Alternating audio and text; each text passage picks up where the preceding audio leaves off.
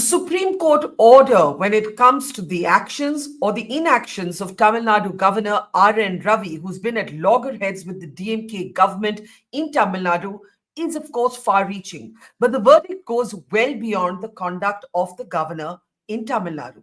It is a historic landmark verdict, whether you agree or disagree with it, and it actually sets a deadline for the President of India, urging the president to decide within 3 months or consult the Supreme Court if the governor refers the bill, claiming that the bill is unconstitutional. Is this much needed intervention or is it judicial overreach? I'm Barkha Dutt. You're with the Mojo story. On the program today, we'll be looking at the far-reaching consequences of a historic verdict from the Supreme Court, a verdict that has been scathing about the conduct of Tamil Nadu Governor R.N. Ravi. Mr. Ravi, in fact, refused to sign off on 10 bills that have now been declared as passed by the Supreme Court. The verdict has far-reaching consequences for all governors and even for the president. The Supreme Court has argued that the president should operate within a timeline of 3 months if a governor refers the bill to the president, arguing that the bill is perceived to be unconstitutional. In these circumstances, the Supreme Court has suggested that the president can consult the Supreme Court. The verdict is almost certain to go in for the judicial review process. But in the meantime, is it an example of judicial overreach, as some are arguing, or is it much needed intervention when it comes to Raj by Raj Bhavan? Let me introduce our guests, a very distinguished panel today as we look at the implications, both legal and political, of this landmark verdict. Joining me now is Mohan Kumar Mangalam, leader of the Congress, also from Tamil Nadu, where all of this action has unfolded. Good to see you, Mohan. Also joining me is Percival Billimoria, senior advocate. It's good to see you, Percy, after a long time. Also joining us is Rajiv G. Rajiv Pandey is a BJP leader, but he's also a lawyer by training, so I don't know which hat he'll be wearing, perhaps both. Good to see you, Rajiv. And also joining me is Sanjay Hegde, who's also a senior advocate and an analyst. Good to see you, all of you. Let me actually get the ball rolling with Rajiv. Rajiv, there's a sense that this is going to erupt into a battle between the Modi government and the higher courts. Do you see it like that? I know you're a BJP leader, but you're also a lawyer. How do you see it? I don't think so. Supreme Court, Honorable Supreme Court of India has passed several orders. Then those orders were several times reversed, modified. The issue is right now many people are thinking that Supreme Court is trying to enter into the lawmaking process. They are saying either if you differ, then you refer to us if you have anything. The issue is there is a division of power, whether it's legislative, executive, and judiciary. Now, judiciary is trying to enter into that area that within 3 months, if you don't do, you should do that, or you can take our opinion. So the larger question is this. That is one. Second point, that the president was not heard. There is no appeal. Many legal questions are there. If there is no appeal of any order, that order is not considered as a good order. That's why there is appeal provisions in the new acts also, special acts. We have where the law is like NCLAT. There is a civil appeal before the Honorable Supreme Court of India. If somebody is aggrieved or somebody wants to test this order, where to go? What to do? So all these things are there, and I do not consider as a lawyer or as a political activist that this is a fight. We will evolve. We have seen what kind of orders were passed. So you don't think this is the final? You don't think this is the final word on the issue? Basically, it's a division bench order. I'll tell you, it's a division bench order. Tomorrow, it can be some review can be filed, some curative petition can be filed. Anything can happen. I am not privy to anything like that. The top officers, law officers, will think about it, or they may not think about it. But let me ask you this, Rajiv ji. I get the drift of your argument that this is not the last word. This is a beginning of an argument, and it's an argument that may go on for a while, both legally and politically. But when it comes to the what the Supreme Court has said about the Tamil Nadu governor, the fact that they have described his behavior to be illegal, the fact that they have declared the 10 bills on which he was not putting his signature on are now to be deemed as passed. Do you believe in the circumstances the governor should resign? Barkhaji, I am not here to talk about the governor. I have not taken his brief. But one thing I want to tell about the president. You can remember that even Dr. Rajendra Prasad, who was a learned person and much more learned than most of the Supreme Court judges or ex-judges, and he also applied that veto of the pocket veto, if you can remember. Then later on, he said whatever is the advice of the minister or council of ministers, that he accepted. What I'm trying to say, what Tamil Nadu governor has to do, they have their legal advisors, they can decide about that. What I'm trying to say, only as a lawyer, I feel that judiciary should not try to encroach the space of legislatives to make laws. Only by that point is there, and this will not create any conflict. And governor Sahab will take decision. They have their lawyer, they have their law officers. They will take decision. Okay, let's open this up. Mohan Kumar Mangalam, obviously, as an opposition member nationally and part of the ruling alliance in Tamil Nadu, you will have a political view on this. But do you think the Supreme Court should have extended this reading of, the Tamil Nadu governor to the president? Has it gone too far, you think? I don't think so, Barkha. I mean, in particular, with this particular Tamil Nadu governor has been at the center of controversies from the very beginning. And sitting on 13, then barely passing 3 after making them wait forever, and then sitting on 10 forever, for as long as it seems you would do that. If the DMK had chosen not to go to court, he would have done that almost while completing his term. Is frankly criminal. It's using his influence just to prevent the state from progressing, from passing key legislations. And most of the time it is said that, we are seeking assent of the president or opinion of the president. And so this had to have been stretched all the way to the president in order for it to have some sort of closure. Now, whether the timeline is a reasonable timeline or not can be argued. But I think the courts have said also they're well within their rights under Article 200 to prescribe this sort of, a fixed timeline for the president to come back. So what for you is the biggest takeaway, Mohan, from this verdict? I mean, obviously, when it comes to the governor, you have a certain political view. What do you expect the governor to do in the circumstances of this verdict, in the aftermath of this verdict, rather? I think there's no question that Governor R.N. Ravi should resign. I think this is historic in the sense that bills have now been enacted into law without the assent of the governor. So in one way, of course, the larger implication is it really reasserts the importance of federalism within our system of government. And it really makes the governor's role in him being an interlocutor between the center and the state largely meaningless today. If a bill can actually come into force without the assent of the governor, then what, if any, real function is he performing in that state?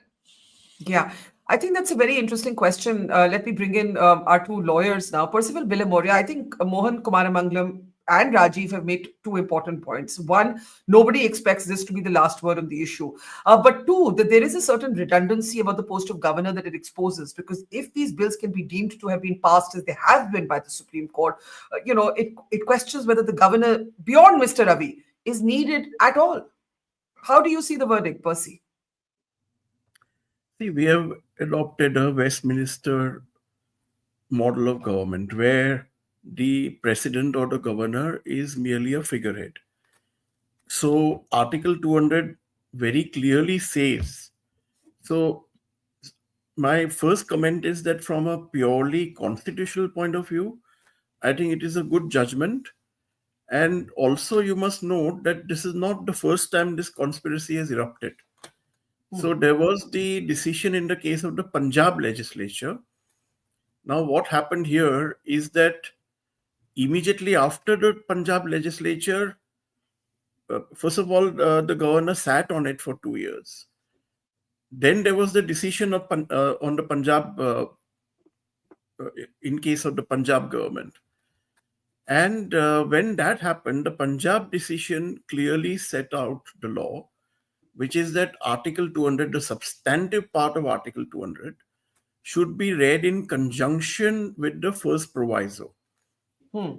That decision already had set out what the law is. Now, here there is an added complication, which is that the subject matter of the legislations are on the concurrent list. Now, when it's on the concurrent list, there is the law of repugnancy. The law of repugnancy says, according to the Constitution, that if there is any provision in an enactment by the Parliament and by Centre, then the if it's in the concurrent list, then the parliamentary law prevails. I am not aware whether there is any law which says that universities should always be headed by the governor. The chancellor should be the governor. But I think there is a very simple fix, which is to enact a law, and the law of repugnancy will kick in. That's really the end of the matter. I don't think it will. See, review petitions and curative petitions are very rare. They are as rare as hen's teeth. I think there's a very simple solution to this. So here's my question. You do believe that constitutionally the court has been sound in setting a deadline for the president? See, one way is that, so the Article 200 clearly says as soon as possible. Now, there is no time fix for that. Now, so the court has considered what it means by as soon as possible. And it has stepped in to say that, okay, as soon as possible, it prescribes timelines. Correct? It prescribes timeline not just for 200, but for 111 as well, which is a precedent. So to that extent, there may be a view that, okay, it has overstepped its jurisdiction. But then, look, at the end of the day, it is the Supreme Court which is the final interpreter of the Constitution. The Constitution is what it is. Either you amend the Constitution or you accept that it will be interpreted. And I do believe that in this case, it was really essential to interpret this to prevent any further controversy. So the only counter to this you seem to be suggesting would be through the route of legislation as opposed to judicial review. Yes? I would say that because if it is indeed repugnant, because the subject matter is on the concurrent list. Right. So let me bring in Sanjay Hegde. This could create the setting for a new collision between the judiciary and the government. That's really the larger takeaway. If the government decides to contest it, not go the way of review, go the way of legislation, we don't actually know how this is going to play out. We've already seen the Kerala governor today publicly question the Supreme Court verdict. He may be only one among many. What is your big takeaway, Sanjay, from this verdict? Can't Court hear you, is the Sanjay. ultimate arbiter. Yeah. My big takeaway is that the court is the ultimate arbiter of the Constitution. The court says that, look, it is our constitutional duty to protect it, be sentinels on the qui-vive. If you attempt to sabotage the Constitution by just sitting on your hands, doing nothing, the court will say that, look, you are given the power.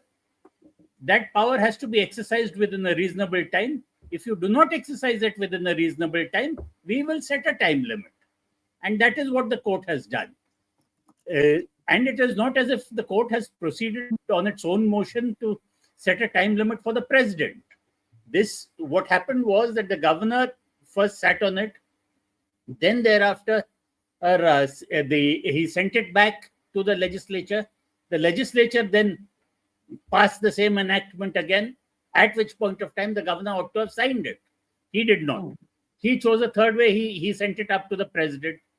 Now, this process of delaying cost the governor credibility, the assumption of constitutionality and good faith that is normally accorded by the court to high constitutional authorities. So therefore, it has struck aside the Governor's Act and also said that what applies to the governor also applies to the president. What is sauce for the goose applies to the gander as well. And that, and that's how the limits have been imposed on the president. And Do you see this being the final word? You heard Rajiv Pandey saying that this is going to be challenged. This isn't going to be left here. Well, they can file a review petition. They can, after a review petition also, there would be several other ways of trying to circumvent it. But I do not think that the court would necessarily review it. Justice Pardiwala is somebody who, after having taken a view, I don't think if there is anything which was not presented at the initial stage, which is capable of now being presented, saying, sorry, we had this material, but we did not present it. Now, can you look at this material and review your decision? So I don't think there are grounds for review in that So- classical sense of the phrase. So both Sanjay Hegde and Percival Billimoria seem to not see much sort of strength in the judicial review route, which leaves the political and the parliamentary route definitely wide open. Now, in terms of politics, Mr. Ravi does not show any signs that he is going to step aside. In fact, over the weekend, he stoked a fresh controversy vis-a-vis the state government when he asked students at a college function to chant Jai Shri Ram. Let's just play out a tiny clip for you and come right back to Rajiv and Mohan. Take a look. And on this day, let us pay tribute to Kambar by paying tribute to the one who was a great devotee of Prabhu Sri Ram. I say and you say, Jai Sri Ram! Jai Sri Ram! Jai Sri Ram! Jai Sri Ram. Jai Sri Ram! Jai Sri Ram. Now, the DMK objected to this, saying that this was an educational function and not a religious event. Let's take it back to Rajiv. Rajiv, you said that you are not here to speak for the governor, but can a governor continue with legitimacy after the observations, and not just the observations, these were conclusions in the order of the Supreme Court, an order that ran into 400 plus pages? Barkha ji, I never said that they will file review or curative. I said they may. I don't Right. know. Right. First. Second point, that as senior counsel, I think, has said that if it is in concurrent list, the law can be made by the center, that who will be the chancellor of the universities. Let's not go into that debate. What I am trying to say, the larger question is that there is a watertight compartment. You are saying, here you said we are giving consent. Now these all given consent. Honorable Supreme Court of India has in several decided that we will only appoint ourselves. Their standard is also in the public eyes. It's very difficult. 1 month is over. What has happened in Justice Verma case? What Supreme Court has done? So let's not go into all these debates. We see in the corridor what is happening. Lawyers are talking about the judges. I don't want to take the name. I have heard what they are talking, even senior counsels. So let's not go into that debate. Honorable Supreme Court of India has passed an order. Whatever is as per law, it can be through parliament. Whatever is the good for the country, that will happen, Barkha ji. It's a Modi Sarkar. Only things will happen which is good for the country. And as But far I think as sorry, go ahead. Yeah. It's a very serious issue. So what I'm trying to say, we have to see that Supreme Court cannot encroach the area of other organs of the government. NJAC, they said, it is unconstitutional. No, we will appoint. And then people are now talking about what kind of nepotism is there. They are fixing who will become Chief Justice after 20 years. I don't want to go into that debate. What I'm trying to say, Baba Sahib Ambedkar, today is the day also. We should remember him. We always remember him. What I'm trying to say, there is a compartmentalization. And if there is conflict, and there is an interpretation point of view. What is the interpretation in this? Now, in this case, what is the interpretation? Honorable Supreme Court of India has assumed the power of governor. Barkha ji, that is my point. Right.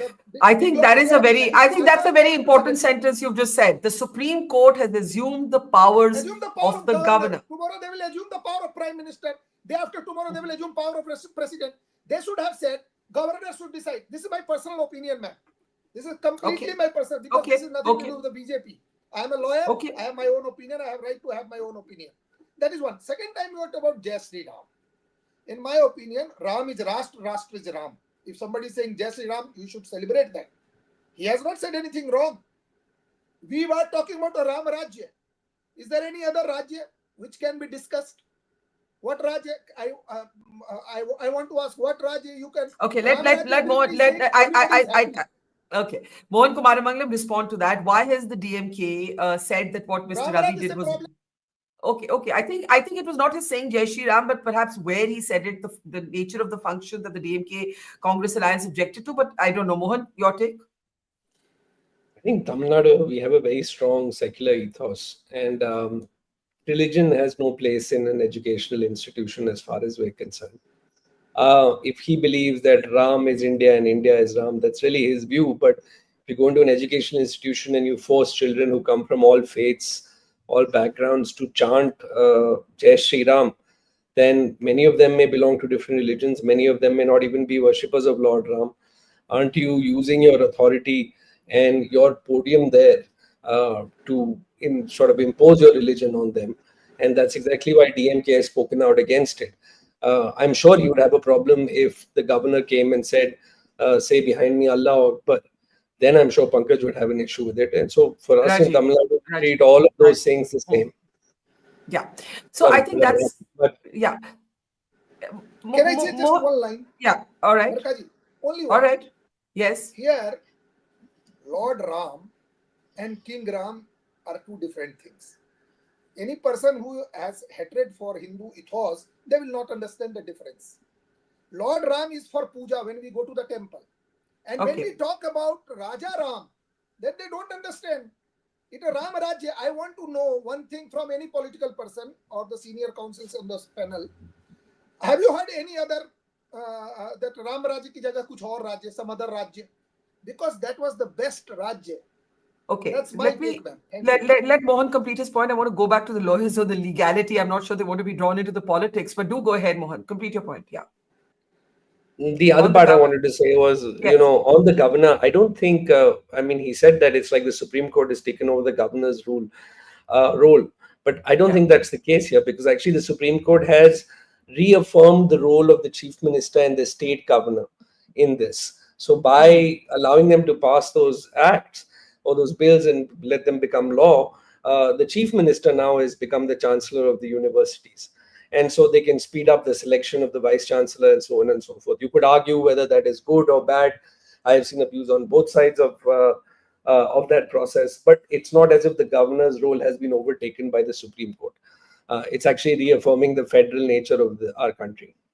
Okay, but I think Percival and Sanjay Hegde, the important question is indeed what happened to Yashwant Verma, the forgotten headline of our times. I think the point being made is that if the judiciary delivers such a hard-hitting verdict, inevitably the scrutiny is going to go back on the conduct of the judges themselves. We're going to be back to that old debate over who judges the judges. That Yashwant Verma, accused of, being found with cash files in his home, was transferred. We don't even know what's happened to that investigation. So, you have to contextualize this verdict given that backdrop. How do you respond? I'll start with Percival and then Sanjay. Percival? So first of all, with due respects to Mr. Pandey, I don't agree that the Supreme Court has stepped into the shoes of the governor. All that the Supreme Court has done is provide a verdict on Article 200. And as I said, even before this controversy had, erupted, much before, there was already a decision of the Supreme Court. That was, I think, a bench headed by Justice Chandrachud. In the case of Punjab, when a similar situation had happened, again under Article 200, and it was very clearly laid down that Article 200, and this is an interpretation of the Constitution. Now, you may not agree, but in my view, the interpretation is sound. So the substantive part of Article 200 gives only three options. So does the governor have the right to say that, okay, well, I will not give my assent to this particular bill that is passed already by the legislature? As I said earlier, we have adopted, rightly or wrongly, the Westminster model. Under the Westminster model, I think it is very clear. There are figurehead, because you see, the underlying presumption here is that lawmaking should be left only to elected representatives, not to governors who are nominated. And incidentally, I must point out that this is a very old controversy. So it was, in fact, Sardar Patel historically was in favor of having elected governors. But then there was a fear, and in fact, Mr. Nehru was against. He wanted them to be nominated. And the way it played out ultimately is that Dr. Ambedkar said that, look, the issue is not whether they are elected or not. The issue really is what is the scope of the powers, and the constitution gives discretionary powers to the governors also. Yeah. And unfortunately, Article 200 is not one of them. So Article 200, if you read it, whichever way you read it, doesn't give the governor the discretion to strike down a bill. There are only three options. He can either give assent, which is fine, or he can withhold assent. But if he's withholding assent, it has to be in conjunction with the sub-article 1. And the sub-article 1 prescribes a procedure. And I think all that this decision has done is to put this entire controversy to bed. And it has been held in accordance with our constitution. But you see, it doesn't end with the story of Tamil Nadu. It now applies really across the country, right up to Rashtrapati Bhavan.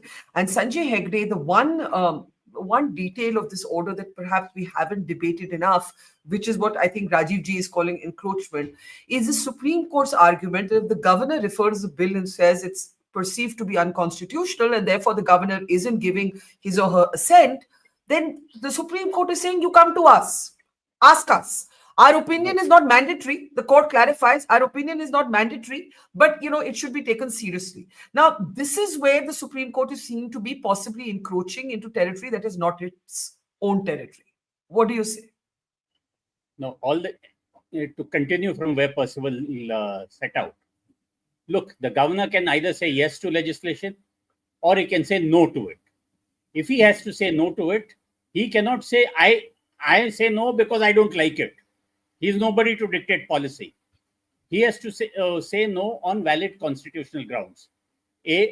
Boss, you don't have the power. This power rests with the center, or for whatever constitutional defect he sees. And in that case, supposing he refers it to the president saying, look, I think that this actually falls within the concurrent list and there is this conflict, etc., would you please resolve it? At that point of time, the president can ask the Supreme Court for its advice in a presidential reference. There is many a time the president has approached the Supreme Court in a reference and 5 judges decide that. So therefore, all that the Supreme Court said is that, look, this path is also there so that the Constitution provides all the answers if you want to work it. If you want to run it roughshod, saying, I know the answers and this is my way, and you, the rest of you, whether you're elected or not elected, you just say, yes, boss. That's not how it works. So the Supreme Court is the ultimate arbiter of the Constitution. And one thing to Rajiv out here, there's nothing called Ram Rajya today. This is the rule of the Constitution of India. Today is Ambedkar's birth anniversary. And I would think at least today, we must all swear by the Constitution. Okay, let's take last comments Just on what we think. One line, ma'am. I'm coming to you. Acha, boliye. Aap boliye, Rajiv. Nahi, aap boliye. Respond. Hegde Sahab is our senior counsel. I cannot disagree with him, but what I said, we swear by our Constitution. Ram Rajya, even in the Constitution, in several parts you will find that is taken from that only. So I didn't say that we swear by our Constitution, our founding fathers, our constitutions maker. We revere them, we respect them, and today is Baba Saheb Ambedkar's day also. So not on that, but I said chanting Jai Shri Ram, I do not find anything wrong with that because of his principles. Thank you. Okay, last comments, Mohan. What do you see happening next? Because for the Congress and the DMK, it's an interesting sort of situation, because while you all don't like the governor, and that's no secret in your state, it's not as if the Congress and the BJP have not in the past come together when it comes to who should appoint judges and how. The NJAC was the only time that Parliament showed absolute unanimity on any issue. So I'm a little curious about how you're seeing it in the larger context. It's a good question, Barkha. In fact, if I were to be bipartisan about this, I would wonder how it is that the Supreme Court is able to come up with a timeline, as I said earlier, for the president to be able to make a decision Yeah. if Parliament is not allowed to dictate how long it takes, let's say, the Supreme Court to bring a case to fruition or come out with a judgment. They can reserve judgment again and again. So there is that question, definitely. And I think it's a much larger question to address in a much longer debate. As far as this judgment goes, I think without a doubt, finally, there is at least a check on this, ad nauseum waiting forever and keeping laws in abeyance that the governor can do. The BJP has done this in other places also by not appointing commissioners, or even with the judiciary by sending back judges that they have shortlisted for appointment again and again to them. At least in one particular case, which is in terms of laws that are passed by a duly elected state government, the governor cannot hold on to those files forever. And I think that's a very good development as part of this judgment, as a result of this judgment. All right, Sanjay and Percival, very quickly, given the credibility of the judiciary, the double speak, as you just heard, Mohan may be happy with the judgment on Mr. Ravi, but the larger question is, look, the Supreme Court doesn't set deadlines for itself on bringing a case to close, notwithstanding fast-track courts. The Supreme Court isn't enjoying the best credibility right now, or the judiciary in general isn't enjoying the best credibility right now, so, it can't act holier than thou. You would say what? Percival, you first, and then Sanjay closing comment. I really don't see doublespeak. The only scope of this judgment is to interpret Article 200, which it is entitled to do as per the Constitution. Also, earlier there was a question as to what are the repercussions. I think if you look at page 396 and 397, it says the only exceptions. It sets out a general rule, and then it says there are exceptions to the general rule, and one of the exceptions is where a bill is of a nature where it is allowed to take effect, it would undermine the Constitution. Right? So that aspect is also taken care of by the judgment. I think it is a very, very good judgment. It provides a very sound reasoning. And as I said, it also follows an earlier judgment of the Supreme Court. So as far as the judgment is concerned, I don't see any problem with it. As far as this, issue of whether it's Ram Rajya or not, I think it is an individual choice. We can't forget we live in a Hindu majority country. Everyone is entitled to his own opinion, no matter whether he's a constitutional functionary or not. So I don't read too much into that either which way. Let's bring in Sanjay Hegde for the closing remark. The question is this, right? What happens next? What can happen next? I'm actually interested in that. What is the scope of this judgment to be, challenged in real terms? If a challenge is made through a review or something, the judiciary may take a second look, but I don't think anything is going to come out of it ultimately. But the fact that there is a second look being taken or does not absolve Mr. Ravi. In fact, I think the opposition has missed a huge opportunity to take up the cause that his continuance in office is not possible anymore. Way back when Governor Ramlal dismissed N.T. Ramarao, there was the sight of all the opposition leaders then, including Atalji and L.K. Advani, going up Rajpath to meet the president to say that the governor should be replaced. Yeah. Today, this governor has failed the Constitution. We cannot have his continuance or the continuance of others who think that, the Constitution is a mere plaything of a transient majority. That ultimately, we live in a country with a constitution which is interpreted by the Supreme Court, and you like the judgment, you don't like the judgment. It still is the law till that law is changed either by constitutional amendment or by the court itself. I was going to close, but Mohan, I think you wanted to come in for an interjection. Mohan Kumar Mangam, yeah. Yeah, not really interjection much. Just a really quick point that, yes, I agree with Mr. Hegde that if we do force the governor or force the central government to recall the governor, there would be egg on their face. But I will say this, that for as long as Governor Ravi is in Tamil Nadu, he only does the incumbent government favors every day by strengthening their chances of re-election because of the side of the issue that he always sits on with every issue that he's at the center of. All right, that is a Machiavellian political dimension there. So that's separate. But I think Sanjay Hegde makes an important point that even if the larger argument of this judgment is reviewed, for Mr. Ravi's conduct, that is not what's being reviewed. Right? That's not a point of law. The Supreme Court has held that the governor has functioned illegally. So I think it's been a very direct description of what has happened. We will leave it there. This is actually, I'm surprised at how little attention this verdict is getting. In my mind, it's one of the most far-reaching landmark judgments that we've had out of the Supreme Court in possibly years. But let's see where it heads. I think none of us know. Interesting times. Percival, Billimoria, Sanjay Hegde, Mohan Kumar Mangalam, and Rajiv Pandey. Thank you, and to our audience, thank you, and see you tomorrow. It's great to see you here. Thank you for watching our work. If you haven't subscribed yet, don't forget to click the bell icon and subscribe to Mojo Story and support independent, robust journalism.